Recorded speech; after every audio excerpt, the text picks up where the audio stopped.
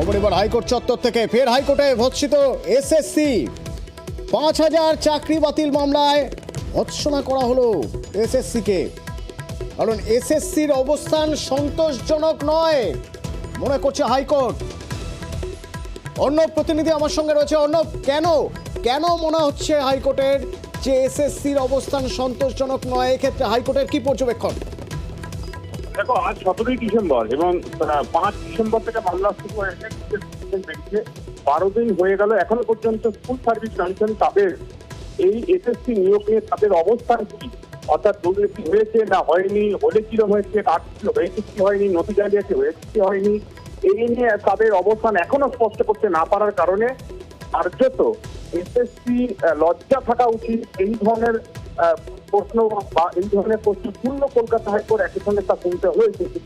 একই সঙ্গে আর দুদিন সময় দেওয়া হলো, এক্ষেত্রে বাজে 2 দিন, 20 তারিখের মধ্যে তাদের নতুন করে রিপোর্ট দিতে হবে। সেক্ষেত্রে গ্রুপ ডি, নবম দশম একাদশ দ্বাদশ নিয়ে এসএসসি পরিষ্কার স্ট্যান্ড চাইছে আদালত। তবে এক্ষেত্রে আজকে একটা নতুন বিষয় সামনে এসছে।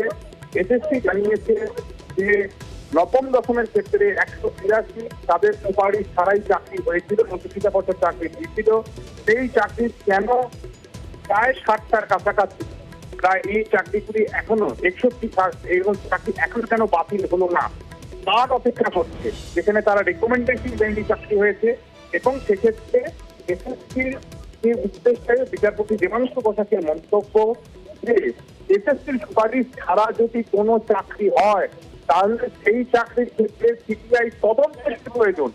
সেটা তো একেবারে সাদা কালোর মধ্যে স্পষ্ট হয়ে যাচ্ছে এবং সেখানেই সন্তোষজনক নয়। 20 তারিখের মধ্যে নতুন করে রিপোর্ট তাদের দিতে বলা হয়েছে এবং সমস্ত নিয়োগ নিয়ে তাদের অবস্থা একেবারে স্পষ্ট করতে শেষ সুযোগ বলে বলা যায়। এবার 20 তারিখ শেষ নয়। বেশ, ধন্যবাদ অর্ণব।